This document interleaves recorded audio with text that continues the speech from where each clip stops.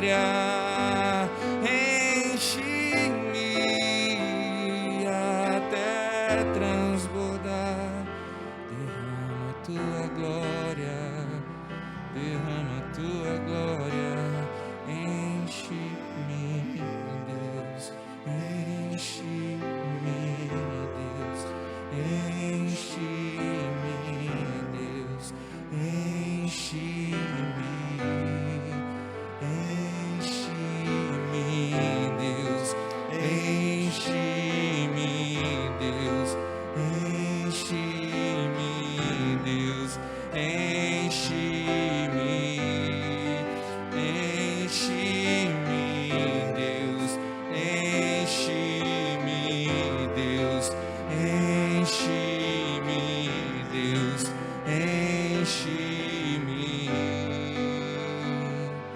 enche-me,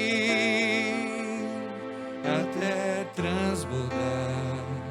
Derrama tua glória, derrama tua glória, enche-me até transbordar. Derrama tua glória, derrama tua glória, enche-me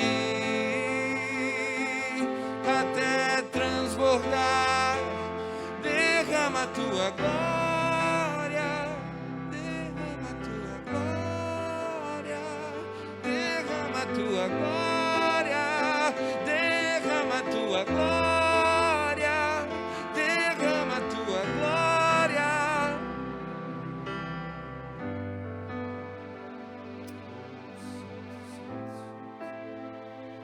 Aleluia, glória a Deus. Amém. Bom dia, amados. Paz sobrenatural na tua vida. Pode sentar em nome de Jesus. Oh, glória a Deus. Aleluia. Amém. Hoje estava mais friozinho, eu acho, hein? A gente olhou para o sol e disse: ei, que baita dia aí, saiu na rua. Estava friozinho, né? Oh, glória a Deus. Eu olhei ali para o André, eu digo: ué, quem é que está ali? Todo derroupadinho, a gente fica só com os olhinhos de fora. Oh, benção. Sinal que tem benção aí, né? Preço pago maior, maior é a benção. A gente tem que ler dessa forma, né? Alegrei-me quando me disseram: vamos à casa do Senhor, disse o salmista. E nessa manhã eu quero entregar para ti uma palavra que eu creio que é um movimento de Deus para essa semana, ou para esse mês, ou para toda a vida. Eu quero falar sobre oração hoje. Eu estava observando aqui, né, quando o Avelino fez aqui a abertura, ele falou que tinha anjos nesse lugar, e o Senhor me mostrou justamente isso, esse movimento dos anjos quando há oração, que eles têm que trabalhar muito quando tem oração. E feriado, né, quando ninguém ora, é feriado no céu, o anjo descansa, eles vão para a praia, essa coisa toda aí, né? Então eu não sei como é que estão os anjos da tua vida, se estão trabalhando bastante, se estão de folga. Ah, mas é domingo, apóstolo, dei folga para eles, deixa os anjos descansar. Amém. Então para tudo, né? E também quando ele fez o propósito aqui com os homens de oração, você viu? Eu digo: Deus está agitando, sinal que precisa ter movimento, sinal que coisas estão por acontecer, coisas Deus quer fazer, e você tem que aprender isso. Deus não faz nada sem você mover. Todos vocês aqui, e eu inclusive, que convertemos a Cristo, eu não nasci numa família cristã, né? Nasci numa família cristã, mas não cristã, né, fervorosa assim, nasci numa cristã mais religiosa, mas todos que somos filhos de Deus hoje, somos frutos da oração de alguém, e você vai lembrar de alguém na tua família que orou por você, tua avó, tua mãe, teu pai, botou você em oração, botou teu nome na igreja, levou tua fotinho, uma peça de roupa, alguma coisa aconteceu, profetizou, porque somos frutos de uma oração. Por quê? Porque o mundo espiritual não consegue mover o mundo natural, a não ser que haja um decreto de autoridades. Você tem que entender isso. Ninguém vai se converter simplesmente porque achou Jesus bonito, porque a Bíblia diz lá em João 8,44 que o Deus deste século cegou o entendimento dos incrédulos, para que não resplandeça neles a luz do Evangelho da glória de Cristo. Portanto, se eu pegar qualquer livro do mundo aí, qualquer bibliografia, o pessoal aí fora lê, eles entendem tudo, mas a Bíblia eles não entendem. Eu lembro quando eu me converti, né, foi fruto da oração de um tio meu, que era evangélico, e ele orava por toda a família, colocava nossos nomes, vinha, pregava a palavra, e por anos ninguém se converteu. Aí um dia eu resolvi lá, né, meus olhos se abriram, e eu disse, uau. Aí eu falei para ele, eu não entendo o que diz na Bíblia. Eu já tinha lido todos os livros sobre espiritismo, e justamente numa discussão com ele, porque eu sabia que ele era evangélico, né, eu tinha lá 16, 17 anos, e eu digo, agora vamos ver quem é que ganha, na minha cabeça, né, porque eu tinha lido todos os livros, são mais de 4, 5 livros, que falavam de toda a doutrina espírita, e estava afiado naquilo ali, e nessa conversa, a gente não chegou a lugar nenhum, claro, e eu disse, então a tua religião é certa e a minha é errada. Isso que, resumindo, é isso que vocês são, os evangélicos, um bando de fanático, que todo mundo está errado na terra, só vocês estão certos. Aí ele não respondeu. Ele fez o que Jesus sempre fazia quando havia uma pergunta que queria pegar. Queriam pegar Jesus, Jesus respondia com uma outra pergunta. Isso é um costume judaico de rabinos, né? Não fazer você pensar e não te entregar pronto a resposta. E aí então ele perguntou, ele perguntou para mim, tudo bem, eu não vou dizer que a minha é certa ou errada, mas você já leu a Bíblia? E quando ele falou isso, aquilo me deu um constrangimento, porque eu me criei, né, em casa, a mãe lia a Bíblia para nós, nos comprava os livrinhos de todas as historinhas bíblicas, eu sabia tudo, mas eu nunca tinha lido a Bíblia inteira, que era menor do que todos os livros que eu já tinha lido sobre o Espiritismo. E eu falei, não. Aí eu me quebrei assim, fiquei constrangido, falei, não li, eu não entendo a Bíblia assim, se eu for ler eu não entendo. Ele falou, pois é, mas ali é a palavra de Deus. Tu crê que ela é a palavra de Deus? Eu falei, creio. Ele falou, aí ficou quieto, e aí eu fiquei em crise, aí entrei em crise, eu falei, meu Deus, agora, né? E agora? Agora eu fiquei sem argumento, porque eu fui no argumento da sabedoria, da inteligência, né? E ele veio no argumento, né, da fé. E aí dali então eu tive a oportunidade de ir com ele, ele morava em São Paulo, fui com ele para lá, ele me deu uma Bíblia de presente, Bíblia na linguagem de hoje, e ali começou a me direcionar algumas coisas. E quando eu voltei para Pelotas, eu fui procurar uma igreja, e ali eu aceitei Jesus como Senhor e Salvador da minha vida. Então é algo assim sobrenatural que Deus faz, e ali, a partir dali, não foi dele, foi de mim, desse fruto da oração dele, é que eu comecei a ir em toda a família, porque eu falava a linguagem dos meus primos, por exemplo. Então eu comecei a pegar meus primos, meu primo se converteu em Porto Alegre, depois foi ser missionário na Inglaterra, ficou 2 anos lá, voltou já para o Brasil. A minha prima, irmã dele lá em Porto Alegre, casou com um pastor, ela não queria, estava no meio do caminho, ver se aceitava Jesus ou não, foi um pouquinho para a igreja, foi embora, e aí ela foi na internet, para ver se arrumava alguém para casar. E aí quem é que ela entra na internet, encontra alguém lá, um seminarista do Rio de Janeiro, que estava em Porto Alegre fazendo seminário batista, e ela encontra ele na internet, né, e vão se conhecendo, quando ela vê, ele é, né, um seminarista, se forma para ser pastor, foi para o Rio de Janeiro, levou ela embora, né, e estão casados, algo assim. Deus foi cercando, através das orações, através da pregação. Então, cada casa da minha família foi sendo ganha, e hoje minha família é assim, meus tios, minhas tias, e às vezes eles não aceitam, né, mas quando eles estão doentes, ou no leito de morte, então Deus me manda lá, eu vou lá, faço um compromisso deles com Cristo, e mando para a glória, e assim a família vai se convertendo, fruto de oração. Esse meu tio, que me ganhou em oração, já partiu para a glória. A esposa dele ainda é viva, somos de São Paulo, e é fruto da oração. Então eu quero dizer para você que se não há mais vitória, é porque não está tendo mais oração. Se não estão tendo mais coisas realizadas na tua vida, é porque a oração, ela precisa ser intensificada, e a gente pode botar os temperos da oração, que é aquilo que fortalece, que faz ela ganhar alcance, que é o jejum, que é as súplicas, que é a intercessão, que é a adoração. E aí você vai entender que as coisas têm que acontecer, e nada acontece nessa terra, nem no reino de Deus, nem no reino das trevas, sem que haja oração. Por isso você vai ver também que o reino das trevas ora muito, através dos seus feitiços, através de seus trabalhos, sempre é regado com muita oração, muitas rezas, né? Que você está lá, tem escrito, se você quer, né, saber alguma reza, eles têm tudo por escrito, porque é realmente uma reza, é uma repetição de coisas. Todas as religiões têm isso. Por quê? Porque são homens baixando decretos de invocação de espíritos, quer dizer, autorizando espíritos para que operem em vida de pessoas, em lugares, em cidades, e também na sua própria vida, porque eles precisam, o reino espiritual precisa de autorização para operar no reino físico, e isso é algo tremendo, porque nem Deus se mete nessa coisa, de querer fazer algo sem que haja uma oração. Prova disso é Jesus quando nasceu, porque para Jesus vir, teve que ter um grupo de intercessão, orando pela vinda do Messias. Eles todos sabiam que o Messias viria naquela época. Você vê que o próprio rei Herodes, que se auto-intitulava Messias, porque como todos esperavam o Messias, cada um que era líder e autoridade também se dizia um Messias, um Deus na terra.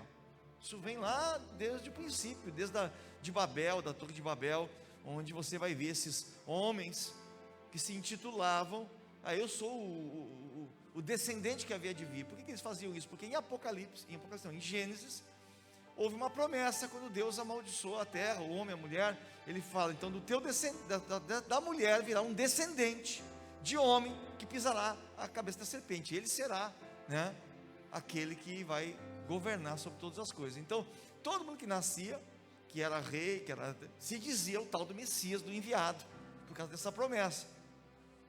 Só que eles sabiam que não era, então tinham medo, como Herodes, que se auto-intitulava Messias. Tanto que se você pegar a moeda da época de Herodes, estava impresso ali, né, o símbolo de uma estrela, que representava o Messias, na moeda dele. Ele dizia, eu sou o Messias, eu sou o enviado para salvar vocês. Isso ganhava o coração do povo. Só que ele sabia que ele não era, tanto que quando os magos vêm do Oriente e dizem que vai nascer o Messias, ele manda matar. Fala, mata esse menino, porque ele vai me tirar meu lugar, porque eu estou aqui. Já disse que eu era Messias, para que o povo voltasse o coração para mim. Então eles sabiam que o Messias viria naquele tempo. Então o que aconteceu? Eles começaram a orar. Então havia o povo orando, certo? O Senhor envia o Messias, tanto é que quando Jesus é levado ao templo para ser apresentado ao 8º dia, quem é que ele encontra lá? Simeão e Ana, 2 intercessores que oravam, e Simeão falou assim, agora eu já posso morrer, porque eu já vi concretizado a minha oração. Quer dizer, eles pagavam, e diz que Ana era uma pessoa, uma viúva, que ficava no templo orando o tempo todo. Então havia intercessores no templo, orando para que viesse o Messias, para que o Messias fosse guardado, e em função das orações, Deus podia então operar na terra, e ir jogando, manda Jesus para o Egito, porque o Herodes quer matar, e ele ia jogando ali, os anjos se movendo, porque havia oração dos santos. Então a importância da oração, ela é tremenda na tua vida, ela é como se fosse um poder explosivo, para realizar aquilo que você precisa que aconteça, e trazer aquelas pessoas que você quer trazer para junto de Deus, né? Porque a gente fica muito preocupado com a igreja, eu sei, porque a igreja é um lugar, é o nosso forte, né? Nosso batalhão aqui. Mas mais importante que isso, é realmente que essas pessoas aceitem Jesus no seu coração. Então às vezes você fica martelando para que a pessoa vem na igreja comigo, e aí se ela vem, os olhos delas ainda estão fechados, é capaz de queimar o filme até, porque ela vem, eu já fui, para mim, quando eu fui à igreja a primeira vez, com esse meu tio lá em São Paulo, a primeira igreja batista de São Paulo, você tem uma ideia, era um prédio de 10 andares a igreja, você pegava elevador na igreja, subia, era uma igreja tremenda, né? Muito grande, e eu fui, eu não senti nada, eu acostumado a ir nas missas, na igreja católica, eu sentia a mesma coisa, para mim estava no mesmo lugar, havia uma frieza espiritual naquele lugar, infelizmente. E não é porque o culto era animado, tinha que ser animado, não. Faltava algo ali ainda, naquele lugar. Eu não estava bem preparado, meus olhos ainda estavam fechados. E eu me lembro que até eu brinquei, porque eu fui lá, meu tio ele fazia a montagem do som na igreja, ele era técnico de som. e meus primos então tocavam na igreja, e eu lembro que eu fui num dia da igreja vazia, e aí tinha um órgão de tubo, que aliás é uma atração turística lá. O órgão de tubos é um dos maiores da América Latina aí, que é a coisa mais linda. Você tem um órgão pequenininho embaixo, mas lá em cima é uma catedral, né? Você tem os tubos onde sai o som, coisa mais linda, e através do sopro. E eu lembro que eu estava ali com meu primo, eu tinha 16 anos, 17 anos, e eu entrei na igreja brincando, né? Sentei no órgão, fingi que eu estava tocando. Aí eu fui para o púlpito da igreja, olha só que abuso, né? Fui para o púlpito da igreja, fingi que eu estava pregando, assim, e ele filmando, me filmando. Depois, quando chegamos em casa, a gente saiu, foi para vários lugares, ele passou o filme ali, meu tio ficou bravo. Meu tio ficou bravo, porque eu estava, né, profanando o templo sagrado, e a minha tia, que era muito brincalhona, né, até hoje, muito debochada, ela falou: olha lá, vai ser pastor. Já vi. Ela falou, e ela viu mesmo, né? Ela disse: vai ser pastor, ele está ali no altar. E meu tio bravo, e ela dando risada, e ela profetizou algo ali, que aconteceu mesmo, né? Deus é fiel. No fim das contas, aonde eu toquei naquela igreja, né, tanto no teclado, que eu tocava teclado há muitos anos atrás, hoje não dá mais para competir com essa gurizada aí, né? Mas foi o que eu fiz na igreja, tocar teclado e pregar a palavra. Foi um momento profético ali, está filmado, registrado, tudo isso. Eu devo ter filmado até hoje isso, guardado o filme. O poder da oração. Então eu quero nessa manhã meditar com você disso, que é algo tão precioso e que às vezes a gente tem que correr para conseguir orar. Muitos de nós, eu não estou conseguindo orar, não tenho tempo, e ali está toda a chave de muita coisa por acontecer, principalmente nesses últimos tempos. E eu estava ali em cima agora, porque eu gosto de chegar na igreja e ali ouvir a voz de Deus nos últimos detalhes da palavra, né? Às vezes nos últimos, às vezes nos primeiros, quando Deus me fala aqui mesmo, né, sobre o que falar. E eu estava me lembrando antigamente, porque fazem 31 anos que eu sou convertido, porque depois desses 17 anos eu me converti de idade, né, e nunca mais eu larguei a Deus, nem Ele me largou. E como era na igreja antigamente, eu lembro que eu me converti e eu fiquei com tanta sede, que quarta-feira tinha reunião de oração na igreja. Então eu ia domingo de manhã, eu ia domingo de noite, e na quarta-feira tinha reunião de oração, eu ia também, grupo de jovens, sábado, não saí mais dentro da igreja. E ali na quarta-feira eu ia para oração, recém-convertido, e eles faziam assim, aqueles bancos de madeira, né? Eu me converti ali na Batista, aqui da Avenida Bento Gonçalves, até hoje a igreja está ali. E os banquinhos de madeira, eles, no fundo da igreja tinha um salãozinho, eles faziam um quadradinho com aqueles banquinhos, que é só ir meia dúzia orar, né? Sempre foi assim toda a vida, meia dúzia, 1, 2, para oração era assim. E ali nós sentávamos ali e cada um orava uma vez, era uma rodinha. Mas o que acontecia com os crentes de oração? Tem gente que não orava, não, eu não tenho vergonha, aí pulava aquela pessoa, mas aí ficava aquele silêncio, né? Chegava, nós tudo de olhinho fechado, se cuidando, né? Aí um orava, o outro, daqui a pouco trancava num ali e ficava quieto. Você ficava esperando. Ô irmão, é a tua vez. Não, eu não vou orar, pula. Por que já não avisou então o rebelde? Mas a pessoa tinha vergonha. Mas aquele era. E quando eu me lembro que foi a primeira vez, tinha recém convertido. Chegou na minha vez, como eu tinha mais vergonha de dizer que eu não ia orar, do que eu fiz a minha oração, né? Eu fiz a minha oração ali, né? Meio ainda, né? Mas fiz a minha oração a Deus, e toda quarta-feira eu ia naquela reuniãozinha, pouca gente, mas a maioria jovens que estavam ali, né? Os jovens trabalhavam muito nesse tempo na igreja, e aí eu comecei a desenvolver a minha oração nesse tempo. E eu lembro que na igreja também a gente parava assim e dizia: fulano, ora para nós aí, ou cada um vai fazer uma oração. E eu estava ali em cima pensando, eu falei: como é que seria na igreja hoje se a gente fizesse isso? Eu acho que tinha gente que nunca mais ia voltar para a igreja. Pastor mandou eu orar na igreja, foi todo mundo, volto mais nessa igreja.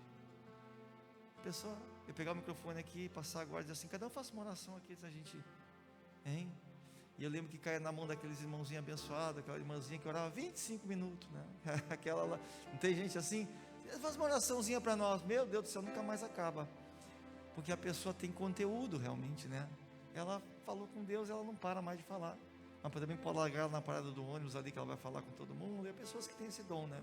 De conversar bastante. Mas era assim que a gente se movia, todo mundo tinha que aprender a orar, porque se não aprendesse a orar, derrota na sua vida total.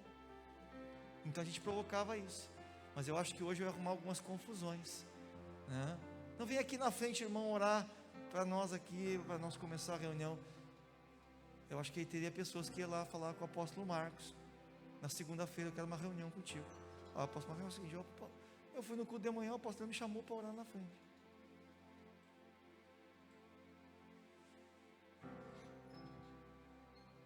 Me chamou para orar.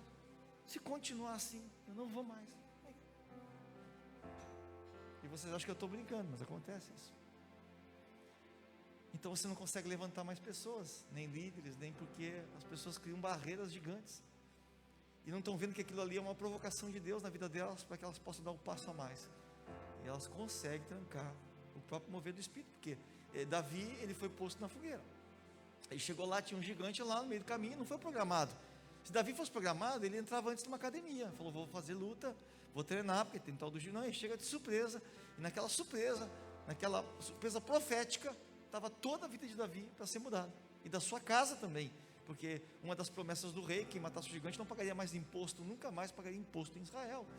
A prosperidade estava naquele momento na vida de Davi. Então é um momento que te joga para um nível mais alto, e pessoas têm facilidade para dizer não. Quem é que pode orar por nós, irmãos? Se eu falar isso aí, ninguém ora mesmo. Quem é que pode orar é perguntar em vão, né? Mas funcionava assim antes. Então todo mundo na igreja orava, todos oravam, todos sabiam orar. E quem não orava, que era trancado na oração, é porque tinha demônio. Vamos orar, porque esse cara tem demônio na goela dele. Como é que não vai orar a Deus? Diz que ama a Deus, mas não consegue falar com o Pai. E eu lembro de uma situação muito engraçada até, que aconteceu aí numa outra igreja, né, que eu participava, que era Santa Ceia. E aí na Santa Ceia era um negócio, toda a igreja em peso, né? Vinha todo mundo na Santa Ceia, na mesma reunião.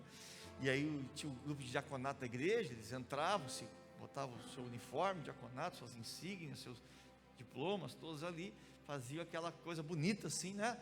Carregavam uma Bíblia, faziam uma fileira, pegavam uma Bíblia bem grande na mão, entrava, a bandeira da igreja, né? E o hino do diaconato, era aquela coisa bem bonita assim, hino da igreja, tocava, e era uma festa, né? Onde o corpo diaconal se apresentava organizadamente, né? Tinha diácono que só vinha aqui naquele dia, depois não vinha mais, mas era muito bonito. E eu lembro que aquele povo todo enchia a frente com os diáconos, tudo ali, né? Posição de aqui, pá, então aqui, sentido. E estava tão bonito naquela manhã, aquele dia, que o pastor estava no altar e falou assim: que lindo o nosso corpo diaconal, parabéns ao líder dos diáconos, por todo esse cuidado que tem com a casa. Aí fez aquele discurso bonito, e disse: então, ore para nós. Eles estavam diante da mesa da Santa Ceia, o pastor lá atrás: ore para nós aí, para a gente, pela Santa Ceia. E passou o microfone para o líder de diácono, e o líder de diácono pegou o microfone e disse: Senhor, abençoa a Santa Ceia em nome de Jesus, amém. Bem assim. Eu lembro que eu olhei assim para o pastor tinha recém feito assim para baixar a cabeça para orar. Aí levantou os olhos, a igreja toda, nós estávamos recém fazendo assim, ó, e já acabou a oração. Foi triste, mas foi engraçado, porque, ou seja, o líder do diaconato, com toda aquela organização e pompa da igreja, não sabia orar. Ali, eu acho que o pastor se deu conta. Ele falou: misericórdia. A gente faz de tudo, menos estar com Ele, estar com o dono de todo esse aparato aqui. Eu falei: meu Deus do céu. E foi um constrangimento, foi muito constrangedor, foi muito rápido assim mesmo. Eu me lembro que eu levantei meus olhos ainda, aí do pastor estava assim, esperou um minutinho, ele não acreditou, eu acho, que ele, aí quando ele olhou, devolvendo para ele. E aí a gente se dá conta, né, que há uma falha realmente na igreja, porque a gente acaba guardando essas pessoas que não querem orar, colocando elas em lugares de destaque e de autoridade, e o que ela vai passar para as outras é tudo menos uma vida com Deus. Então a igreja moderna, ela quer quantidade. Então, para ter quantidade, você não pode expor muita gente, você entende? Então a turma que é capaz de fazer até vídeo em rede social, falar por horas, você vai pedir para fazer uma oração, vai dizer que eu sou tímido. Mas é uma timidez, sim. A gente tem vergonha de falar em público, de expressar em público. A maioria tem realmente, eu também tinha, né? Porém, a gente sabe que é necessário. E por ser necessário, precisa ser feito isso. A gente precisa romper com isso. E por isso o tema da oração ele é tão importante. Então eu não sei como é que está a condição da igreja hoje. Você não conhece nem a voz das pessoas, porque você nunca viu elas orarem. E você também não descobre pessoas que são de oração, porque se você não expõe, você não é capaz de ver, de ouvir. Então Davi, para matar o gigante, teve que se apresentar para Saul e falar e argumentar. Só falou: mas menino, você não pode lá matar esse gigante. Não, eu já fiz, eu já matei um leão e um urso. Meu argumento é esse. Eu tenho currículo nesse negócio aí. E Saul, puxa vida, esse menino vai morrer, mas é certo, vão cortar ele ao meio. Vai ser um vexame em Israel. Mas pior é ficar ouvindo Golias todo dia lá. Entregamos esse menino aí, deu a roupa para ele, faz assim que nem eu, né? Põe a minha roupa. Davi experimentou, estava tudo grande nele, Saul era bem alto. Falei: não tem condições esse negócio aqui, eu vou da minha maneira. E a oração, ela é assim, ela é da tua maneira. Você ouve outros orarem, e é da tua maneira. Você está entendendo? Então os grupos de oração sempre foram importantes para que os novos pudessem ouvir os mais velhos orando e aprendessem os elementos da oração. Tem algo aí que Deus precisa restaurar, e que você talvez possa ajudar nisso, trazendo pessoas para orarem com você. Deixa te ouvir orar, deixa te ouvir interceder, para que haja uma formação de discípulos de oração. Então às vezes a gente vai para a salinha ali, a gente vai sozinho. Eu não sei se você já ouviu, por exemplo, o apóstolo Marcos orando. Talvez você diga: eu nunca ouvi, pastor. Só nos cultos aqui, aquela oraçãozinha que a gente faz rápida aqui, porque eu vou orar 20 minutos aqui, não tem condições, né? Nosso culto é cronometrado. Mas é uma perda muito grande, porque um homem desse vai passar uma geração. E às vezes na prática a gente não ouve. Você está entendendo? Então é importante que teus filhos te ouçam orar, que os que estão contigo te ouçam orar. Pessoas que chegam na igreja possam ouvir outros mais velhos, como é a intimidade deles para com Deus, porque senão vai se perdendo isso, e a gente vai achando que orar é realmente é algo muito difícil, ou que é para alguns. E eu quero dar o fundamento para ti, bíblico, da oração. Não vou fazer um estudo hoje sobre oração, pelo contrário, eu quero tomar uma outra veia aqui, que é te mostrar o produto final dessa oração. Depois que você ora, e não os tipos de oração. Aliás, recomendo para vocês um livro, que quem não leu ainda, encomende, chama-se Tipos de Oração. É um livro da Valnice Milhomens, sobrenome dela. Valnice Milhomens tem um livro sobre tipos de oração que organiza isso, de todos os tipos que existem, a maneira com que você deve colocar. Por exemplo, Jesus no jardim do Getsemane falou assim: Senhor, a minha vontade é essa, mas não seja feita a minha, mas a tua vontade. Então essa oração é uma oração se for da tua vontade, mas não é sempre assim. Por exemplo, quando tem alguém enfermo, você está orando para alguém enfermo, você não precisa perguntar para Deus se é da vontade dele. Ele já falou: eu sou o Deus que te sara, e é da vontade dele. Então se você vai usar o elemento errado na hora errada, por exemplo, existe a oração unânime.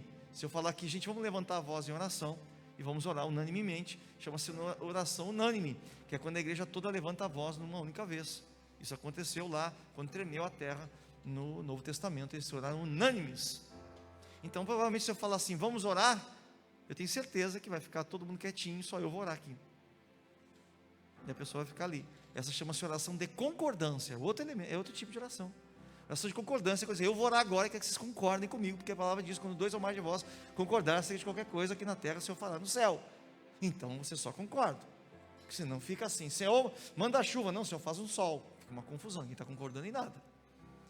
Então existem tipos de oração. Se você ainda não leu sobre isso, ainda não fez um estudo sobre isso, é importante que você faça.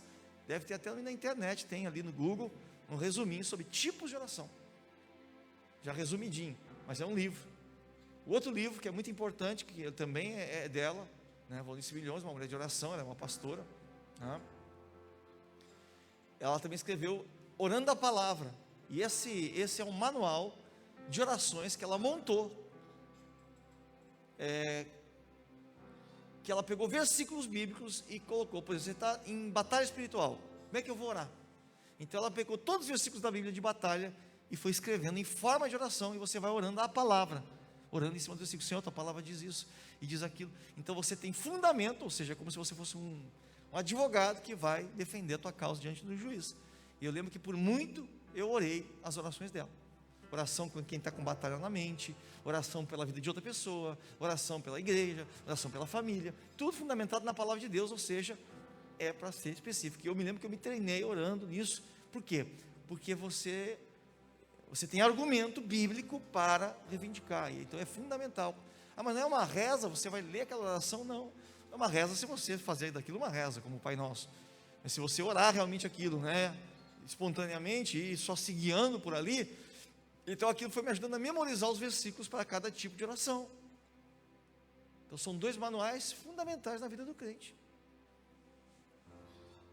que é a oração e tendo argumentos bíblicos. Então tem gente que conhece muito pouco a Bíblia, então na hora de orar não usa nenhum fundamento bíblico, e às vezes pode estar até orando errado. E a Bíblia diz: pedis e não recebeis, porque pedis mal, para gastar nos vossos próprios deleites. Ou seja, Senhor, eu quero porque eu quero. O Senhor falou: não vou te atender porque não é quero porque quero. Tudo nessa terra tem a ver com o reino de Deus. Deus não tem obrigação com o teu reino, entenda isso. Mas por quê? Porque Ele não tem, se Ele não me ama? Não, é que em primeiro lugar é o propósito de Deus, depois as minhas vontades. Então a gente tem que ter esse senso. Não esquece que você é um escravo que estava preso em Satanás, na escravidão. Podia estar na balada, achando que estava livre, mas não estava. Estava escravo, e Ele te comprou. Se Ele te comprou, você é escravo dele agora. Só que pela bondade dele, Ele entrega para você a tua liberdade. Mas não, já se acha que é uma pombinha branca, já vai sair batendo asinha. Tem crente que é assim: não, eu sou livre. Esse é o teu problema. O presídio está cheio de gente livre, porque se achou que tinha liberdade de matar outro, de violentar outro, foi preso. Então quando a tua carne achar que ela tem a liberdade de fazer o que quer, ela te escraviza de novo. Aí você sai da escravidão do diabo, vai para a escravidão da carne, cai na mão do diabo de novo. Então nós, como filhos de Deus, sabendo que somos livres, que somos filhos, nos colocamos como servos, dizendo: não, Senhor, eu sou escravo teu novamente. Não, tu é livre, mas eu me faço escravo. Eu te entrego a minha liberdade de novo, e digo que eu quero estar perto de ti, na tua casa, debaixo da tua mão. Eu estou aqui, eu não vou me embora. O que tu queres que eu faça? Então essa é a nossa conotação, como o filho pródigo que volta para casa dizendo o quê? Eu serei um dos empregados do meu pai, mas ele é recebido como filho. Mas o comportamento dele depois é levantar cedo e tirar a lei das vacas. Senão, o pai diz que eu sou filho, vou dormir até meio-dia. Não, ele não é esse o comportamento. Ele entendeu que na casa do pai ele estava com todo o privilégio do mundo, e para isso ele precisava então servir naquela casa, não com o coração que ele tinha antes, visando a herança, mas com o coração agora de que não importa, tudo é dele mesmo, tudo é nosso, graças a Deus. Mas há um projeto maior, que é a fazenda, é o reino, que é maior do que eu, maior do que meus projetos pessoais. Por isso que Deus pede para Abraão um filho, entrega. Tem um projeto com esse teu filho aí, qual é? É de enviar o meu. Mas para enviar o meu, alguém tem que se pôr nessa terra como intercessor. Você vai ter que entregar o teu primeiro, nós vamos fazer uma aliança. Você entrega o teu, eu entrego o meu. Senão não posso enviar o meu, porque não há um justo sequer nessa terra que creia no que eu estou fazendo. E aí Abraão então abre essa porta espiritual, esse portal espiritual para a vinda de Jesus. E Deus, de tão bom que é, disse: não, Abraão, só o teu coração já basta. Então o coração de um adorador, O coração de uma pessoa de oração é o que basta, não as palavras que você usa. É que eu não sei orar direito, mas nós não estamos aqui fazendo concurso das palavras mais bonitas, né? Que nem um dia o irmão na igreja, nós estávamos, vamos orar, vamos, e o irmão falou, eleva meus olhos para os montes, da onde me virá o socorro, meu socorro vem do Senhor. Eu falei, onde é que está vendo um monte aí, cara? Ah, não, é o salmo que eu estou, eu falei, poxa, me assustei agora, né? Você eleva os teus olhos para os montes, nós estamos na cidade, só tem edifício. Mas ele achou bonito. Então tem gente que orava muito bonito, muda até a voz, Senhor Jeová dos exércitos. Você já diz, eu não consigo orar que nem esse irmão, mas o Senhor olha para o coração de quem ora. Então às vezes não é pelo muito orar também, mas é por realmente estar ali na presença dele. E oração não é intercessão é por outro. Oração pode ser tudo, a intercessão pode estar dentro da oração, mas a oração geralmente ela vai ter Deus como centro, você como centro, ou os outros como centro, entra a intercessão. Importantíssimo isso, você tem que estar focado nisso, no encontro com Deus, nosso retiro de homens e de mulheres, que aliás, já está saindo uma data aí, né, para o próximo encontro, porque precisamos, né, disso. A gente faz um estudo sobre oração também, para fortalecer e chamar atenção. Então eu vou começar aqui, essa foi toda a introdução, né? Que ali no relógio são 20 para as 3, né? Então eu estou me guiando ali pelo relógio. E eu quero começar com Salmo 141, versículo 2, onde Davi, esse nosso abençoado Davi, homem de oração, que pisava na bola também feio, mas sabia que nada podia interromper a conversação dele com Deus. Eu vou começar por aí para você compreender algumas coisas hoje pela manhã. Espero te ativar nisso e que você comece a separar o teu tempo de oração ao Senhor e ser grato. Eu ouço muita gente, muita frasezinha hoje de Instagram, gratidão, gratidão, gratidão, tudo é gratidão agora, né? Só que a gratidão ela vem quando eu me rendo diante de Deus também em oração, e eu coloco isso em prática, né? Não um jargão, não um lema na minha vida, gratidão, mas eu realmente saber parar e dizer assim, esse tempo é teu, porque eu dependo de ti, eu sou grato a ti. E diz assim, Salmo 141, vou ler a partir do 1, Senhor, a ti clamo, escuta-me, inclina os ouvidos à minha voz, quando a ti clamar. Versículo 2, suba a oração perante tua face como incenso, e minhas mãos levantadas sejam como sacrifício da tarde. Põe, ó Senhor, uma guarda à minha boca e guarda a porta dos meus lábios. Não inclines o meu coração para o mal, nem para se ocupar de coisas más com aqueles que praticam a iniquidade, e não coma das tuas delícias. Então Davi faz uma comparação muito correta aqui. Eu quero que você tenha isso hoje como tema da mensagem dessa manhã. Oração tem a ver com incenso. O símbolo da oração é o incenso. Então, se tem símbolo para tudo, o símbolo do Espírito Santo é a pomba, certo? O símbolo da presença de Deus é a fumaça, a Shekinah, a nuvem. O símbolo da palavra é a água, por isso lavagem com a palavra, batismo nas águas, limpa, lava você do pecado. O símbolo do sangue de Jesus é o vinho. E a Bíblia é cheia de simbolismos. E o símbolo da oração é o incenso. Então não sei se alguém aqui tem costume de queimar incenso. Mas o incenso ele tem alguns objetivos, ele transforma a atmosfera do lugar, ele traz um aroma agradável. Eu particularmente, né, tenho um certo problema com isso, porque o aroma para mim ele é muito importante. Eu sou daquela pessoa, sabe quando chega em casa e alguém está fazendo uma fritura e fica aquele cheiro, que isso me incomoda. O cheiro para mim, o som, né, o ambiente ele é muito importante. Então, se eu vou num restaurante, tem restaurante que você sai do restaurante fedendo a comida, Ah, como eu fico incomodado com isso. Cabelo, roupa.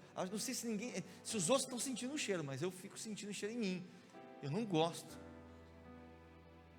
Não sei se eu sento muito perto do buffet, mas a questão é que nós não tem para onde ir. Então, se não tem, não dá, não tem condições. Principalmente se você tem que passar o dia depois no teu trabalho, cheirando teu cabelo, né, ou tua roupa. Parece que está todo mundo sentindo o cheiro em você, assim que eu me sinto.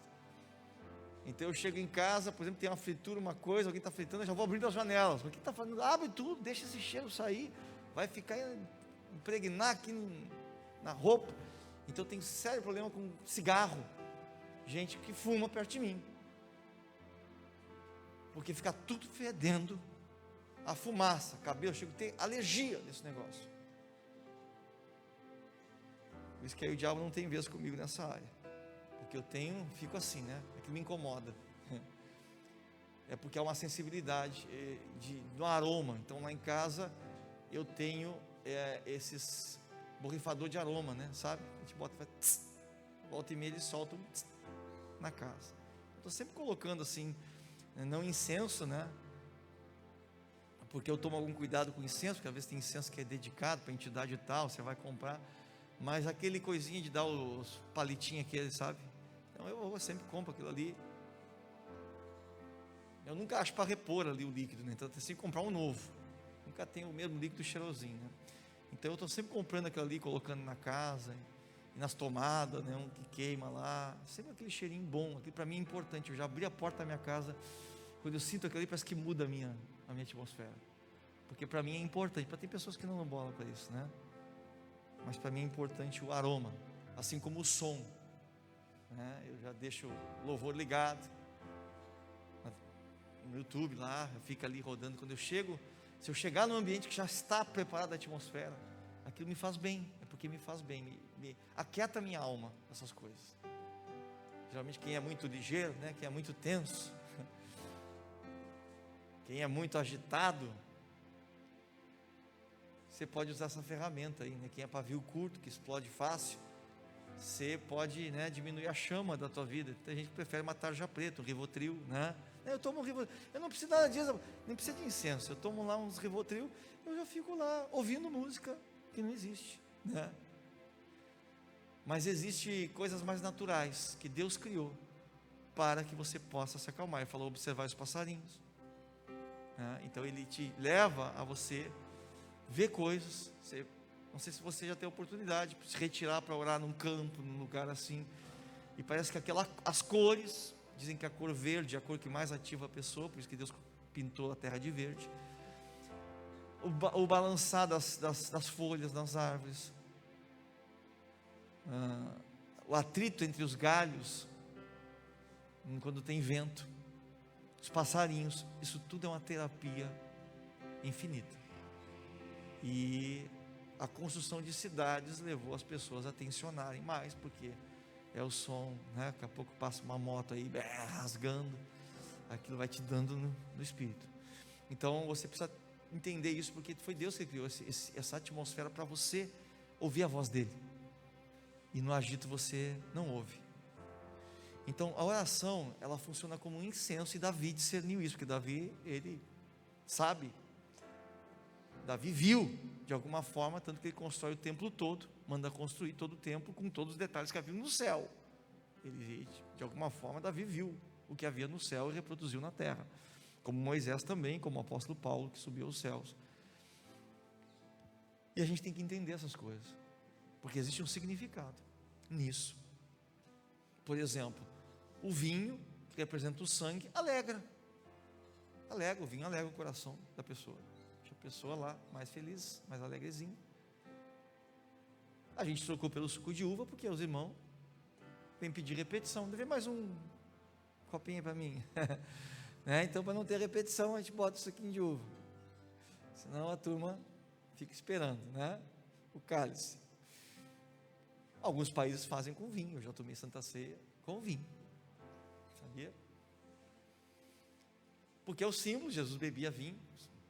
O pessoal tenta dizer que não, mas ele bebia vinho, né? Claramente transformou água em vinho, e o pessoal continua a festa faceirinho, não que ele fosse um beberrão de vinho. Engraçado até porque Jesus tinha os seus votos com Deus ali, né? O nazireu não podia beber vinho, que era o caso de Sansão, o caso de João Batista, que era o voto que eles tinham de não tocar em nada produto da uva, né? Mas Jesus não era um nazireu, pelo visto, ele tomava vinho e se alegrava com isso, né? E o símbolo então é alegria. Às vezes a gente vai fazer Santa Ceia, pega o copinho, ó Senhor, miséria de vida, né? Sendo que o símbolo do sangue de Cristo é vida, porque para o ocidente sangue é morte. Você vê o filme lá, espirrou sangue, ai meu Deus, morte. E para o oriental o sangue era vida, por isso ele derramou sua vida. Ele não derramou sua morte em cima de nós, ele derramou seu sangue, derramou sua vida. Então às vezes a gente tem que cuidar como ocidentais de não trocar, né, o símbolo das coisas e não estar torcendo por uma religiosidade. E o símbolo da oração é incenso. Então eu estou orando e já está subindo a fumacinha. Oh Jesus, vai-se embora. E esse incenso, ele se transforma parece que numa poeira, porque ele é contido num cálice. E aí vem então os textos lá do livro de Apocalipse, muito interessante, que mostram essa figura. Apocalipse capítulo 5, versículo 8, eu quero ler contigo aqui, Apocalipse 5, 8, são 2 versículos poderosos, que vão trazer esse símbolo, que diz: assim tomou o livro, os 4 seres viventes, e os 24 anciãos prostraram-se diante do Cordeiro, tendo todos eles harpas e taças, salvas, copos, cheios de incenso, que são as orações do santo. E eles cantavam um novo cântico, dizendo: digno és de tomar o livro e abrir os seus selos, porque foste morto e com teu sangue compraste para Deus homens de toda tribo, língua, povo e nação, e para nosso Deus nos constituístes reis e sacerdotes, e reinaremos sobre a terra, nem sobre o céu não. Está falando dos selos de Apocalipse aqui, da tribulação. E ele fala que é um cântico novo. Então nós estamos já lendo um cântico que nem aconteceu ainda, é novo. E fala que nós reinaremos com ele na terra. Quer dizer que quando ele voltar depois da tribulação para cá, nós vamos reinar junto. Então você está sendo preparado aqui para reinar nos 1000 anos de Cristo, que vai ser o reinado. E por isso que tanta tribulação na tua vida, porque como um soldado é preparado para a guerra, você está sendo preparado para um governo com Cristo. Ah, mas eu não sei governar, mas ele vai te passar as instruções, só obedece, passa aqui o teu processo, porque é para a glória de Deus. Não fica com medo, não é por nada que você está fazendo, você está vivendo, não, é por algo mais excelente, que é uma vida de trabalho. Então não é uma nuvenzinha lá com uma harpinha na mão, como pintou, né, a Disney. Não, é muito trabalho. Você vai ter um cavalo, você vai ter uma espada, certo? Você vai ter uma insígnia de governo, um cargo, certo? Ou você vai fazer parte de um exército de alguém que é líder, ou você vai fazer parte, depende de como foi o teu processo aqui na terra, se você venceu, se você não se fez de vítima das circunstâncias e acha que está sendo sempre alguém que, ou dizendo não o tempo todo, não, para Deus. Então Deus não consegue treinar você, você vai receber o galardão, a recompensa conforme a tua ousadia aqui nessa terra. Às vezes a gente acha que sempre é o outro, né? O outro é que vai, não, deixa os outros, que isso não é para mim. Só que esses outros também pensaram assim um dia e disseram, não, é para mim sim. Se o outro pode, porque eu não posso. E acabaram então rompendo. Então aqui mostra que os 24 anciãos, quando estavam adorando a Deus, estavam também nas suas mãos com taças cheias de incenso, que é a oração dos santos. Aqui mostra uma dupla muito importante, de harpas e taças, de adoração e intercessão, na hora de estar diante do Senhor. Então sempre você vai ter esse conjunto importante de adorar e interceder ao mesmo tempo.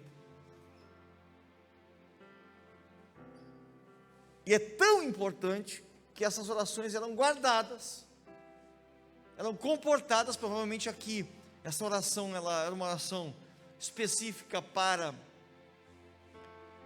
esse tempo da grande tribulação, onde as pessoas que ficarem, que não vão ser arrebatadas antes, vão orar muito, clamando a Deus, porque vão ser perseguidos violentamente. Muitos, milhares e milhares de pessoas morrerão por serem cristãos, por não se sujeitarem ao sistema que vai querer conformar todos num ecumenismo, numa única religião, com todos os deuses e todos os santos, todos sendo adorados ao mesmo tempo. Então talvez seja implantado imagens para tudo quanto é lado, para dar valor a isso, para que não haja uma só. Isso já está sendo feito, tirar a aula de religião. Por quê? Porque você não pode fazer uma religião só, é uma falta de respeito com o todo. Tirar os crucifixos dos fóruns, dos hospitais. Por quê? Porque você não vai ser o único Deus, então bota todos, tirar os crucifixos, mas os santos continuam lá, nos corredores. Engraçado isso, né? Então, é uma maneira de você ir eliminando uma única religião, que é o cristianismo, e deixando o ecumenismo, todo mundo tem direitos iguais.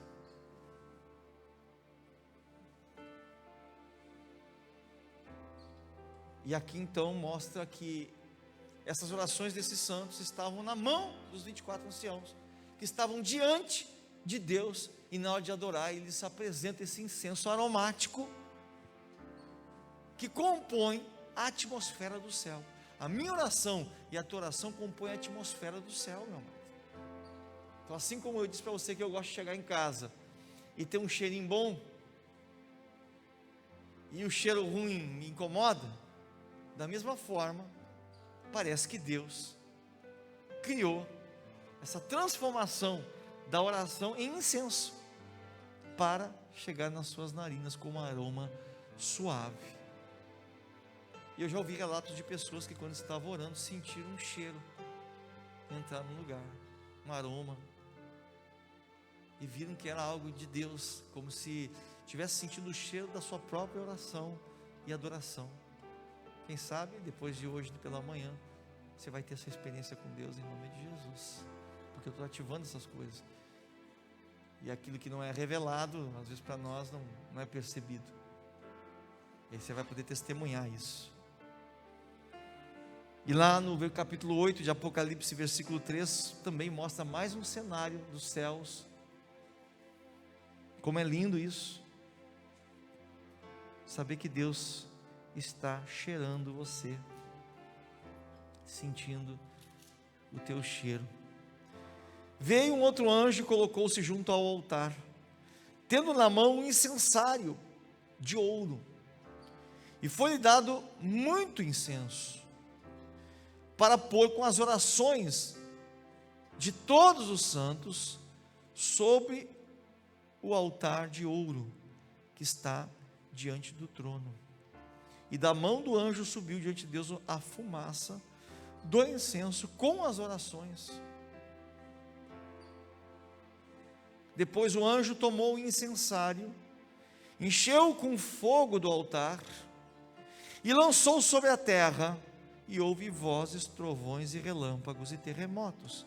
Então os 7 anjos tinham as 7 trombetas e prepararam-se para tocá-las. Então tem um outro panorama muito interessante aqui. Ele está falando que as orações foram misturadas com incenso. Então na verdade há um incenso aí, um algo. Se você for lá em Êxodo capítulo 30, versículo 7, fala da preparação desse incenso no físico. Deus deu uma receita.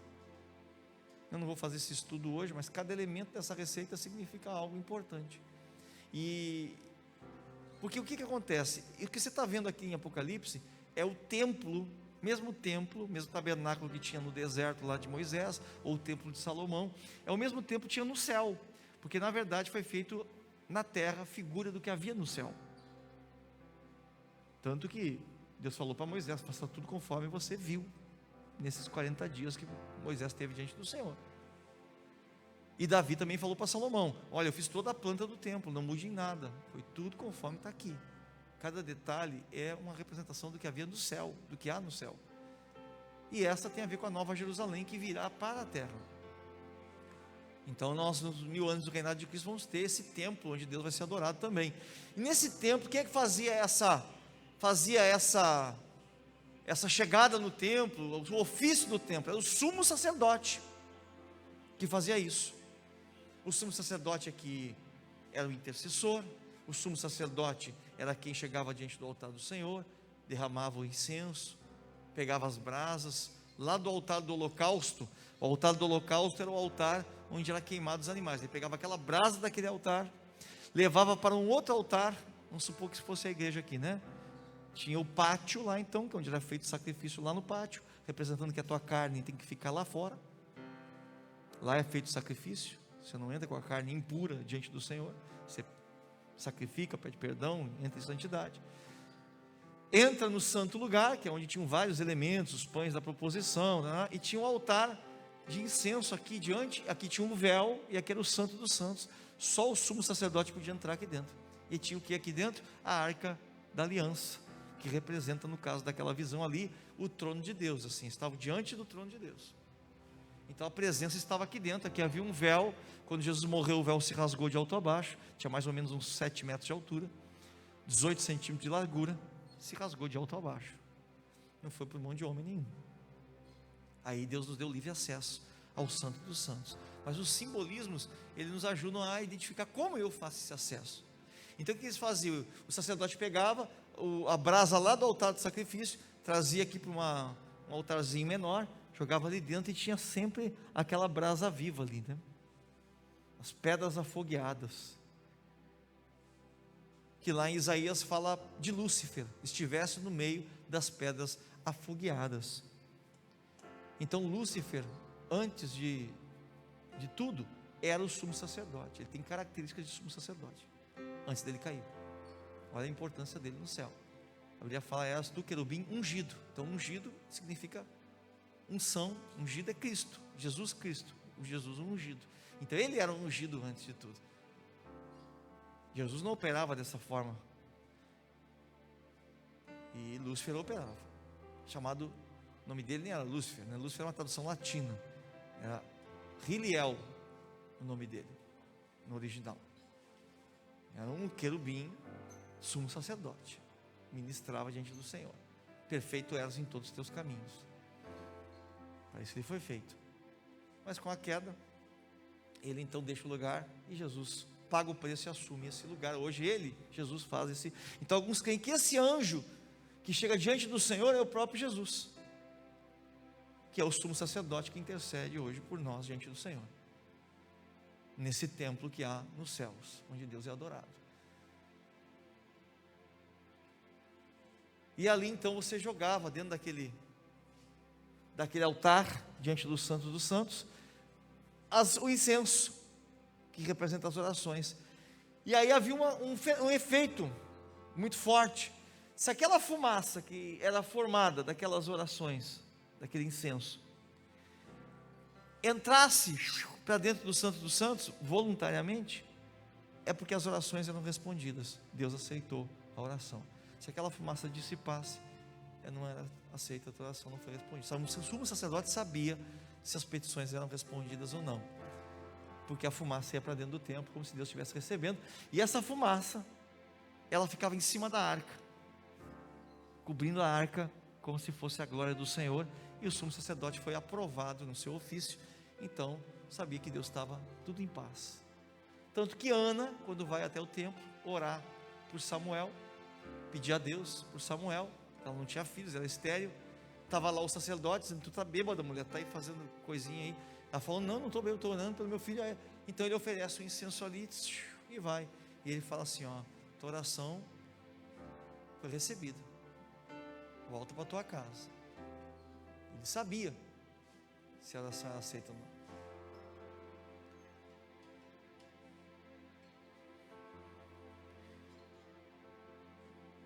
E a gente até fez um seminário aqui uma vez sobre harpas e taças, não sei quem participou disso. O pessoal de Honduras veio aqui, a gente fez um seminário falando só sobre adoração e intercessão, adoração e oração, porque são os dois pilares que vão te levar a ministrar diante de Deus e ter as respostas para as tuas petições. Isso tem mais a ver com o coração de quem ora e quem adora do que realmente com as palavras que você usa ou com a tua afinação na hora de cantar. porque foi assim com Caim e Abel. Deus não aceitou a oferta e nem o coração de Caim. Abel ele aceitou. Então o coração é mais importante do adorador. Então não queira ser o mais afinado de todos.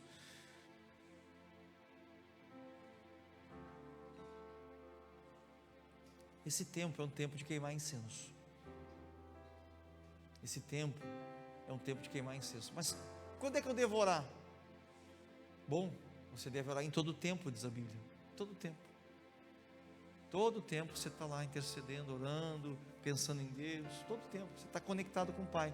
Mas esse queimado incenso, ele era feito 2 vezes por dia, se você quer ter um direcionamento. Pela manhã e pela tardinha à noite. Então 2 vezes por dia eram feitas as queimas do incenso diante do altar do Senhor. Então aqueles que orarem 2 vezes por dia seria um bom referencial de oração. Uma das orações pode ser o Pai Nosso, onde você vai se guiar pelo Pai Nosso para ir nos elementos que o Pai Nosso te entrega, pedir perdão. Pão Nosso cada dia nos dai hoje é uma grande receita contra a ansiedade. Pão Nosso de cada dia nos dai hoje é como se eu estivesse dizendo, né? Um dia de cada vez, e amanhã Deus cuida, é descansar. Então tem pessoas que não têm esse descanso, porque não ora o Pai Nosso. Não, amanhã, semana que vem, o que vai ser da minha vida? O Senhor Jesus falou. Eu tenho hoje? Tenho, sempre tenho. Então amém, amanhã nós vamos ver como resolver os problemas de amanhã. Então a oração do Pai Nosso, ela tem elementos muito importantes. Ela começa com Deus, santidade de Deus, em primeiro lugar, e termina com Deus, pois teu é o reino, o poder e a glória para sempre. Um pedacinho que meio que cortaram do Pai Nosso aí, né? Mas ela termina assim. E esses elementos são muito importantes para uma oração. Não precisa ser de 1 hora, 2 horas, pode ser de minutos. Você vai percorrendo esses elementos, não como uma reza, mas como verdadeiramente aquilo que sai do teu coração. E a outra oração você pode então ter o conjunto todo, né, num outro momento, de colocar outras pessoas em oração, tua família, tua vida, teus pedidos, né? São 2 orações muito boas de fazer em 2 momentos do dia, ou então num momento só, se você ora 1 vez por dia, né? O teu devocional, e lê a palavra junto, lê a Bíblia, pede um versículo para Deus, pede um texto, pede uma palavra para Deus. Muitos têm vindo, me dá uma palavra, profeta. Eu tenho vontade de perguntar, você já pediu para Deus uma palavra hoje? Você vem em mim primeiro, como profeta de Deus. Então não inverta as coisas, deixa Deus falar contigo primeiro, vai atiçando, vai provocando isso. Então como é que é a oração que eu devo fazer? Daniel capítulo 9, versículo 3, Daniel diz assim: então me coloquei a orar diante do Senhor com oração, rogos, jejum e com pano de saco e cinza. Eles tinham um costume de, para se humilhar, eles rasgavam suas roupas, ou tiravam suas roupas, botavam um pano de saco, e pegavam cinza do chão ou do altar, colocavam na cabeça, dizendo assim: eu me humilho, eu vim do pó, então eu me humilho diante da tua presença. A gente diz, né? Põe a boca no pó, irmão. O que é isso, né? Te ajoelha, te prostra, te humilha diante do Senhor. Então esses são elementos importantes da oração, né? Ele fala aqui jejum, rogos, que é a súplica, onde você clama pela misericórdia de Deus, você clama pela bondade do Senhor para contigo, ainda que você seja um pecador, e somos. Então tem gente que não ora tanto, porque justamente tem vergonha do seu pecado. A gente já começa a oração que nem aquele cachorrinho que vai chegando perto, que aprontou, né, do dono, já encolhido, já pedindo um monte de perdão, né, de tudo, enquanto que o perdão ele pode ser pedido na hora do pecado. Seria mais fácil, não acumular todo esse peso do pecado para a hora da oração, eu ia chegar mais limpo. Como assim? Pecou, já ajoelha, Senhor, acabei de... Quando a criança quebra o copo, né, vai aqui, mexe, quebrou, você não quer que ela se desculpe na hora? Você quer. Então tem gente que parece que tem que ter uma preparação, daqui a 3 dias ela vai diante do Senhor: Senhor, aquela vez ali, agora eu estou me sentindo melhor para te pedir perdão. Não, tem que se sentir pior para pedir perdão, tem que se sentir realmente culpado, né, para poder se arrepender. Então a gente vai desenvolvendo essas coisas e vai se afastando de Deus, e quando chega está todo cheio de barreirinha, de muro, que tem que derrubar, e aí diz assim: como me senti bem nessa oração, porque fiquei mais leve. Dá para nem ter ficado pesado, nem ter deixado o peso tomar conta de você. Seja mais rápido. Pecou, pede perdão, porque o Pai está sempre ali para te perdoar. Pode ser 1000 vezes a mesma coisa no dia, porque se Ele manda Pedro perdoar 70 vezes 7, 490 vezes num dia, que na verdade não significa isso, significa uma plenitude, porque o 7 é o número de Deus, é a plenitude. Então sempre perdoe profundamente as coisas que te fizerem, mais ou menos era isso, né? Quanto mais Deus vai nos perdoar, que derramou o seu sangue por nossas vidas. Então esse é um tempo onde você precisa colocar em ordem essas coisas na tua vida. E a igreja substituiu isso, a sociedade, por 7 passos para a vitória, 10 atitudes para ser uma pessoa mais feliz. Substituiu a grande arma da oração, porque eu posso fazer tudo para ser mais feliz, mas eu tenho uma luta espiritual que não é vencida por um dia no spa, ela é vencida no joelho. Você sabe qual é o telefone do céu? Para ligar para Deus, hein? O telefone do céu é 00, que é o 2 joelhinhos marcados no chão, né? 00 é o ramal que você acessa a presença de Deus em oração. Então está incomodado com pessoas que não se convertem na tua casa, elas não se convertem porque você precisa orar por elas, mas eu oro há anos para essa pessoa. Então você vai colocando a sementinha, porque eu também sou fruto de oração de muitos anos, muita cara feia, cada vez que meu tio chegava no Natal, no Ano Novo, e abria aquela Bíblia dele para dizer um versículo antes da comida, nós queríamos lá, todo mundo se gozando, meu Deus, ligeiro, vamos lá, a comida está esfriando, é bem assim. E até hoje, quando eu vou fazer isso também, orar, a turma faz esse tipo de coisa. É chato pra caramba, né? Porque a sociedade moderna, a gente não leva mais desaforo para casa, dá vontade de pegar a Bíblia e dizer assim, então vamos comer essa porcaria aí vocês, que eu não vou mais orar, são tudo pro inferno agora, tá? Só para avisar vocês. Eu já estou com o meu céu garantido mesmo, então dá vontade, né, da gente, mas aí o crente tem que treinar, respirar fundo, ali, entendeu? Esperar, e eles pedem para a gente orar, não, ora aí, Leandro, ora para nós aí. Você vai dizer assim, eu nem era para orar para você, seu bando de, né, ímpio, porque já sabe que vocês querem que você ore, mas querem que você ore ligeirinho. Uma vez me perguntaram isso para um casamento. Eu fiz um casamento, me indicaram lá, um casamento de pessoas que não eram da igreja. Eu só por vingança falei assim, eu não faço casamento sem antes fazer o curso de noivos. Vocês querem casar, eu faço casamento, mas vocês têm que fazer o curso de noivos. Eu nem dava curso de noivos, mas resolvi dar porque eles eram ímpios. Eu falei, vocês vão agora dar na língua. E aí fiz várias semanas, o pessoal fez o curso de noivos na igreja. E aí então eu fui fazer o casamento. E não tinha ninguém cristão lá, né? Mas eu fui indicado, até a moça que fazia a decoração indicou, perguntando, não tem um pastor aí que pode fazer? Ela, tem um pastor lá, meu pastor faz, né? Tá bem. Aí eu fui fazer o casamento, o pessoal gostou demais. Então aquele lugar daquele salão queria me indicar para sempre que tivesse um casamento. Aí eu já não sou muito dessas coisas, né? Porque eu gosto das coisas certas. Eu já, tá bom então, né? Vamos ter que botar o pessoal na linha. Aí me ligaram uma vez, nós vamos fazer um casamento, pastor. E a gente quer saber se o senhor faz rapidinho para nós. Vai ter que ser rapidinho. Não, bem assim. Por isso que não dá para lidar, entendeu? Querer fazer as coisas. Tá?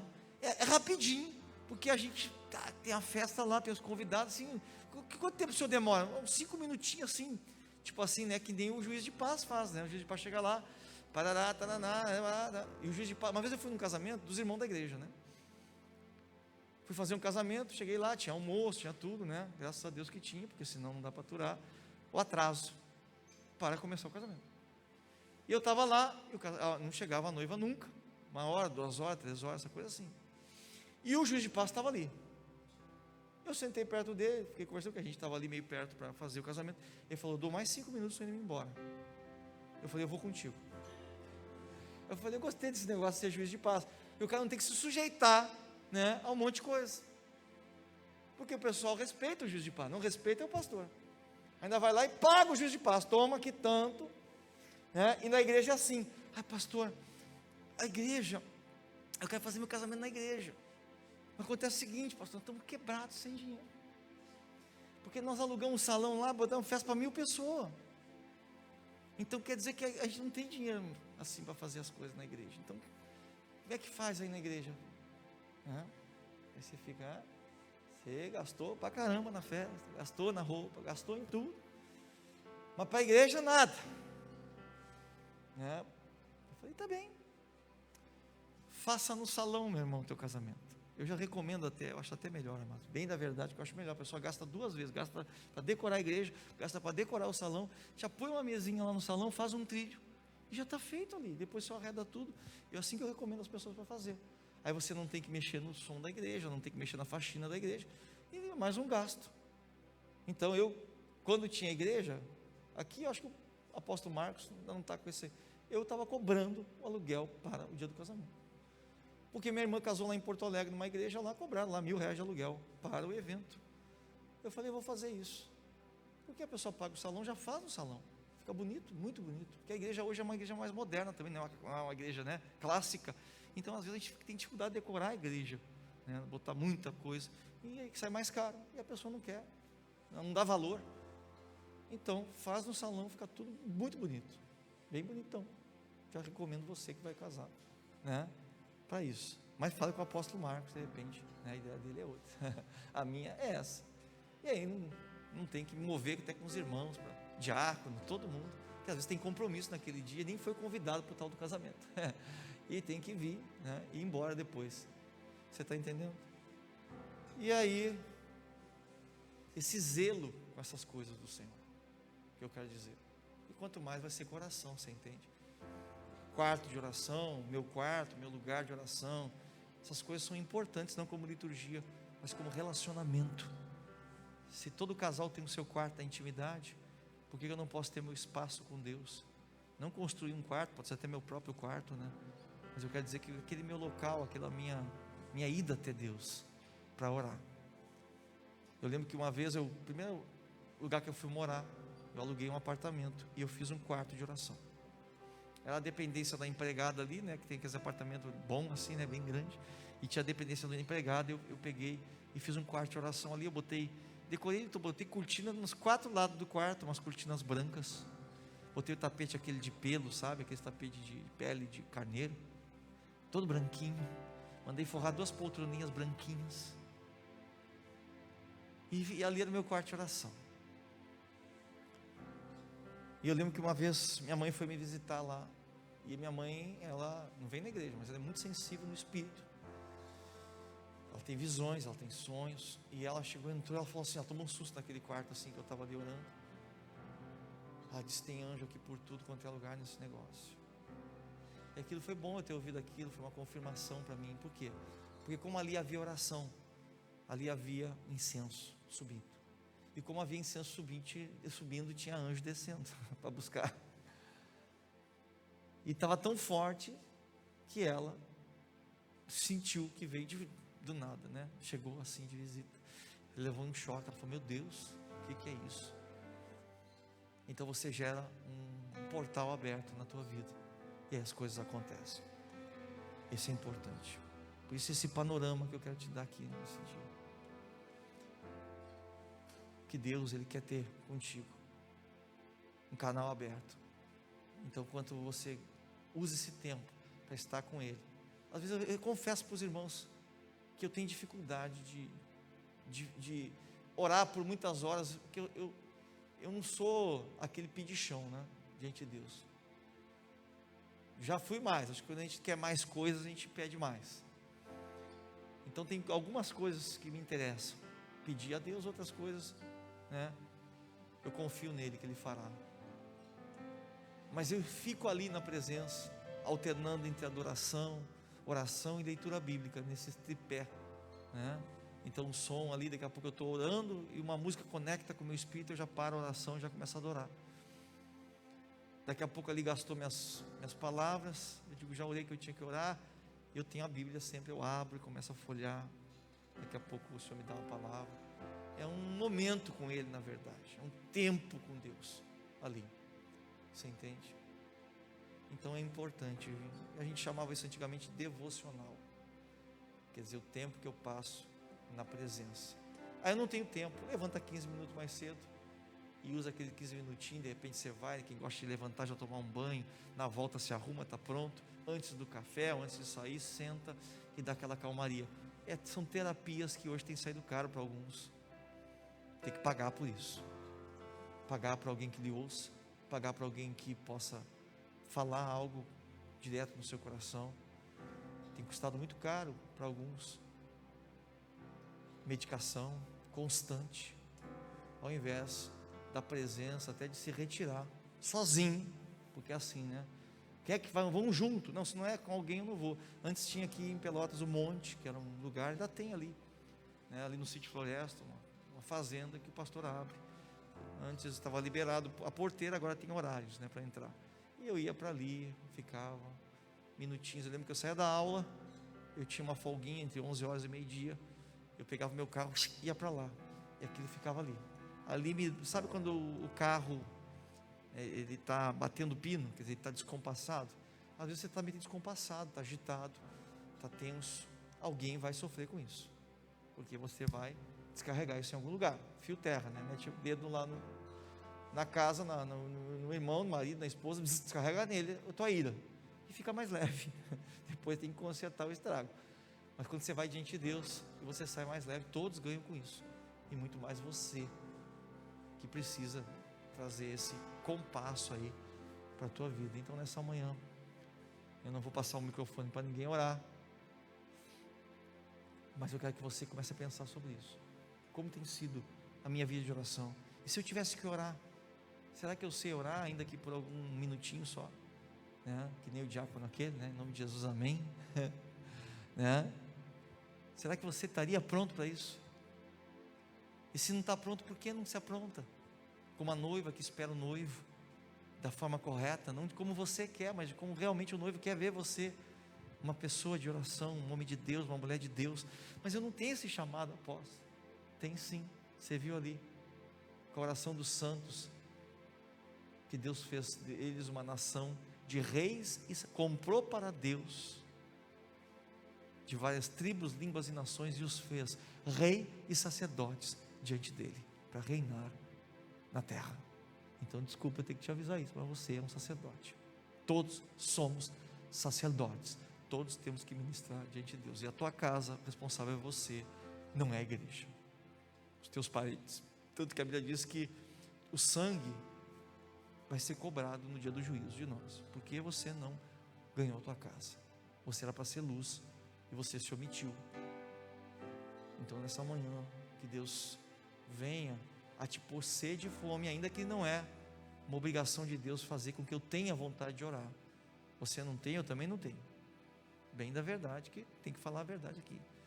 Aquilo é uma disciplina que a gente vai se pondo, e muito mais disciplinado é o reino das trevas, que faz o batuque toda madrugada.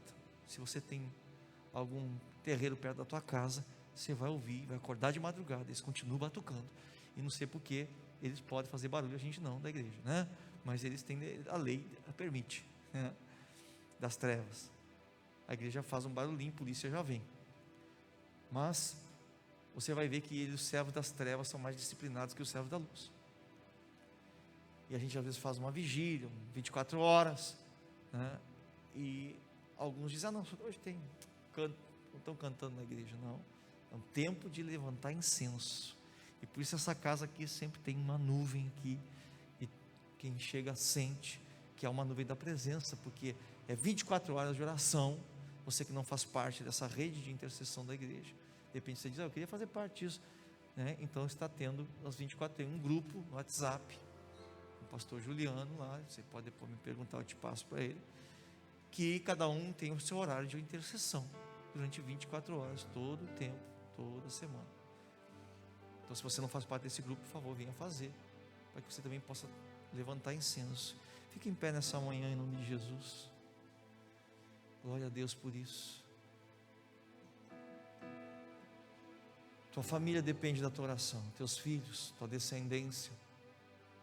Eu tenho convicção que tem muito pai, muita mãe, muito avô, muita avó, que vai morrer e não vai ver a sua família convertida, que orou uma vida inteira e não vai ver, mas eu tenho certeza que depois da sua morte, essas pessoas vão se converter, porque a oração ficou dentro de uma taça. E nessa figura de Apocalipse, ele pegou essa taça de oração, por favor, vamos para a Santa Ceia. Ele pegou essa taça de oração, e a Bíblia diz que ele pegou essa taça da intercessão, colocou as brasas vivas dentro da taça, e o anjo jogou sobre a terra. Isso é uma figura muito clara, que quando eu oro, a minha oração é devolvida, porque ela foi aceita com resposta. Por isso que o anjo falou para Daniel, no capítulo 10, dizendo: homem muito amado, no primeiro dia que você se colocou a orar, Deus mandou eu vir com a resposta. Então a tua resposta vem como Elias, que orou e viu uma pequena nuvem que se formava com a chuva que ele estava pedindo a Deus. Essa é a resposta da oração. Então, se não há oração, não há resposta. Se não há taça cheia, não há um transbordar. Se não há aroma, não há o chamado à atenção de Deus. Então você e eu somos homens muito amados e mulheres muito amadas do Senhor. E toda vez que eu sinto um cheiro, eu fico buscando: de onde é que é esse cheirinho? Onde é que é esse cheirinho bom? E eu creio que Deus, quando você começa a orar, Ele começa a dizer: ei, para tudo, só um pouquinho. Senti um cheirinho vindo lá de Pelotas. Tem um cheirinho bom lá. Quem é essa pessoa? É o fulano. Oh, quanto tempo que você não orava. E o Senhor se agrada desse incenso sendo queimado. E Ele então diz: anjo, enche aí, o cara se transborda na vida dele, da casa dele, dos negócios dele. Senhor, te adoramos essa manhã, Pai, te agradecemos, Senhor, por esse tempo, em nome de Jesus, Pai, de despertamento, Senhor, de avivamento, Senhor, um tempo, Senhor Deus e Pai amado, de transformação sobrenatural, onde há, Senhor Deus e Pai amado, uma mudança de vida, uma mudança de coração, na vida das pessoas, Pai, e um retorno, Senhor, ao princípio, ao correto, ao fundamento, Pai, em nome de Jesus. Nessa manhã, Senhor, nós te exaltamos, Deus, adoramos o teu nome, Senhor, levantamos a ti, Senhor, Deus, altares de adoração, e queimamos incenso, Senhor, de oração na tua presença. Deus, te agrada de nós, Pai, não nos trata conforme os nossos delitos, conforme os nossos pecados, mas nos trata, Senhor, conforme o teu amor e a tua misericórdia, Senhor. Em nome de Jesus, sei que sabemos que cometemos erros, e alguns cometeram erros, Senhor Deus e Pai amado, que prejudicaram o andamento da sua vida, prejudicaram as suas gerações, Senhor, Deus, mas Tu não nos trata, Senhor, conforme os nossos pecados. Então nessa manhã eu te peço, Senhor, que aqueles que erraram o curso, que erraram a rota, Senhor, nas suas vidas, talvez, Senhor Deus e Pai, até nos seus relacionamentos, casaram, tiveram filhos, e hoje, Senhor Deus e Pai amado, não estão mais, Senhor, juntos. Então, Senhor, há um comprometimento nas gerações, Senhor, que estão, Senhor, um desmanchar de uma árvore genealógica. Mas eu te peço nessa manhã, Senhor, refaz, remonta, restaura aquilo que tem que ser restaurado, Senhor. Dá uma nova vida e um novo caminho para aqueles, Senhor Deus e Pai, que não há mais restauração, Senhor, que já se perdeu completamente as raízes.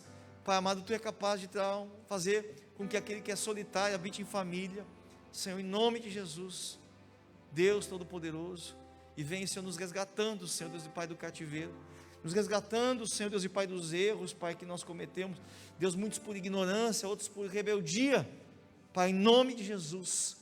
Mas eu oro nessa manhã, Senhor, por transformação sobrenatural de vidas, Pai, Deus, que haja continuidade, que não haja término, Senhor, que término, Senhor Deus e Pai amado, de etapas, não venha ser término, Senhor Deus e Pai amado, de uma vida, de uma caminhada, Senhor, venha ser, Senhor Deus e Pai amado, um novo tempo, declara um novo tempo, Senhor, em nome de Jesus, Pai. Deus, às vezes queremos tanto sucesso em tudo que fazemos, queremos tanta felicidade, Senhor, que a expectativa acaba nos frustrando, Senhor. Deus, talvez com uma expectativa menor, Senhor, talvez mais maduros hoje, com uma consciência melhor, Senhor Deus, do que é felicidade, Senhor, Deus, que Tu venha nos transformar, Pai, Deus, e nos dá, Senhor Deus, uma nova oportunidade de, Senhor Deus, de caminhar de novo, Senhor, em nome de Jesus, com um novo trabalho, com um novo negócio, Senhor Deus, Pai amado, até com um novo casamento para alguns, Senhor, Deus, em nome de Jesus, com um novo tempo para outros, em outra cidade, Senhor, um recomeço, Deus, novos filhos, Senhor Deus e Pai, são tempos especiais. Eu intercedo nessa manhã, Senhor, porque Deus amado, em nome de Jesus, nessa manhã eu retiro pontos finais que foram colocados na vida de algumas pessoas, dizendo: nunca mais, Deus, chega, acho que eu não tenho outra oportunidade, já fiz, já queimei minha etapa e Deus não se agradou.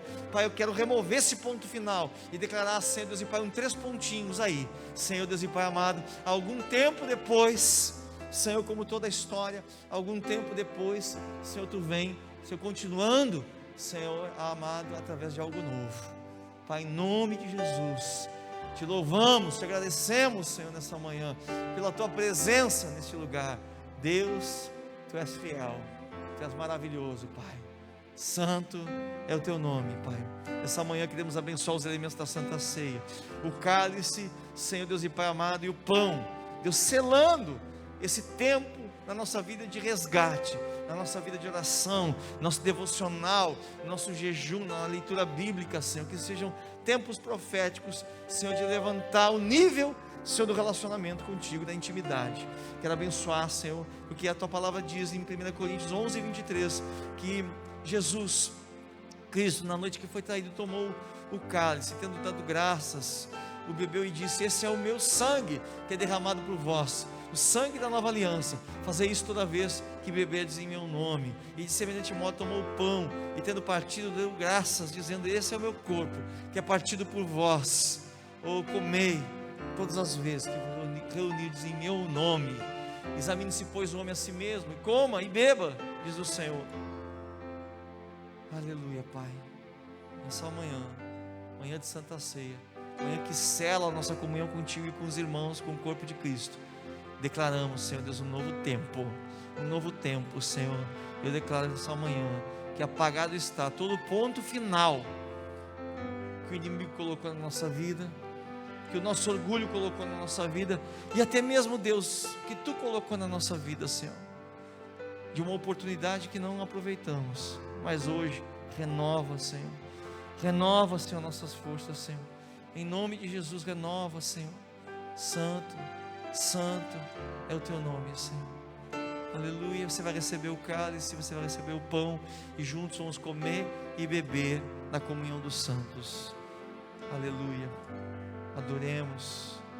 E ao partir o pão, os nossos olhos se abrem e reconhecemos quem Tu és.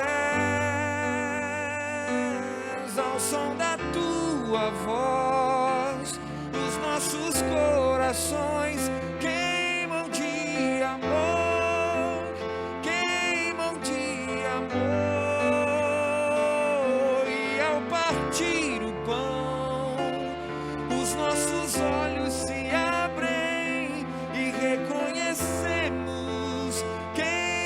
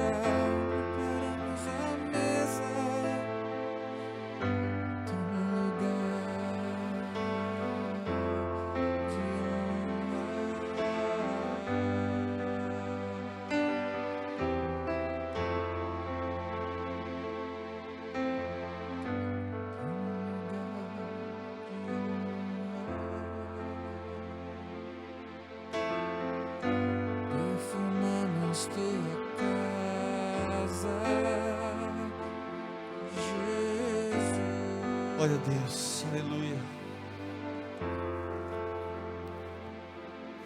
A aliança, a Santa Ceia para mim é como uma aliança, em que eu renovo ela todo o primeiro domingo do mês. É como a intimidade de um casal, é assim que eu vejo. É quando o casal vai para o seu quarto e ali, então ele renova a sua aliança, o seu casamento. No sangue, e é no sangue, porque não sei se você sabe, o espermatozoide do homem tem sangue. E no relacionamento de intimidade eles renovam uma aliança de sangue. Então parece que Deus ele proveu algo que nos lembra da nossa intimidade. Ele falou assim: eu ansiava por esse dia, ele falou, comer com vocês. E aquele momento foi um momento onde João colocou a cabeça no peito de Jesus.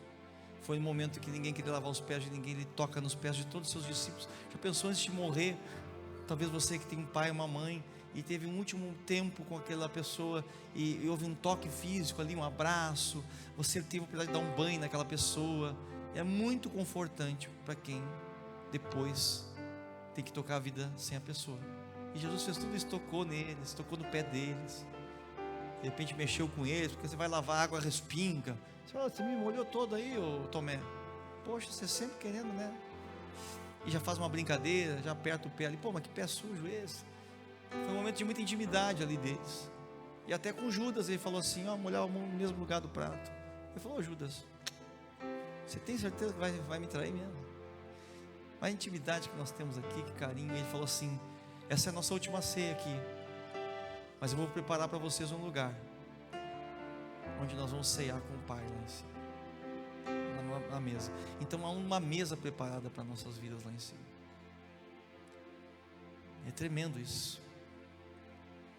Há comida no céu para a gente, né? Há uma mesa farta. Então para mim, toda vez que eu tomo isso, eu estou dizendo para Deus: Deus, eu renovo contigo, eu não vou me desviar não, hein? Até pensei, mas não vou. Estou renovando contigo a nossa intimidade, a nossa aliança. E também quando você está fazendo isso na igreja, você está renovando com a própria igreja, com os próprios irmãos em Cristo Jesus. Estamos renovando nossa aliança, de seguir juntos esse caminho, de estarmos aqui, de levantar essa casa, de fazer com que a igreja, esta igreja local, possa percorrer os 4 cantos da terra, apoiar o trabalho do pastor, do apóstolo, dos líderes que estão fazendo às vezes o que a gente não tem tempo de fazer. Eles estão aí pagando o preço. É isso que eu renovo a minha aliança aqui. É assim que eu penso. Eu não conseguiria tomar a Santa Ceia num lugar que eu já não tenho mais conexão naquele lugar, que eu não quero ali, que eu estou arredio aquele lugar. Ou eu tenho que me converter, né? Ou eu tenho que mudar, ou eu tenho que realmente reavaliar minha vida naquele lugar. É uma comunhão de estar junto. Judas não suportou aquela comunhão, ele foi embora. Falou: não consigo ficar nessa turma aqui. E foi embora.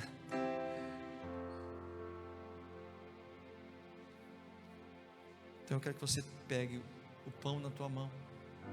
Eu vou fazer um ato profético aqui. Pega o teu cálice, troca com alguém, em sinal de comunhão. O cálice, o pãozinho você pega na mão, não precisa trocar. Diga, vai trocando aí, diga: renova minha aliança contigo. Pode ser com várias pessoas, com que você conheça ou não conheça, não importa. A gente vai. Eu não pedi para você orar hoje, hein? Porque você é tímido, mas trocar o cálice também aí já é demais. É muita timidez. Ai, pastor, trocar o cálice, que vergonha. Eu peguei o cálice mais cheio, agora vou ter que trocar meu cálice para o mais vazio. Não, isso é para quebrar um pouco a gente também. A comunhão quebra. Aleluia. Então vamos fazer simultaneamente. Você vai comer do pão, já pode beber do cálice, e lembra do corpo e do sangue de Jesus que te dão vitória. Amém.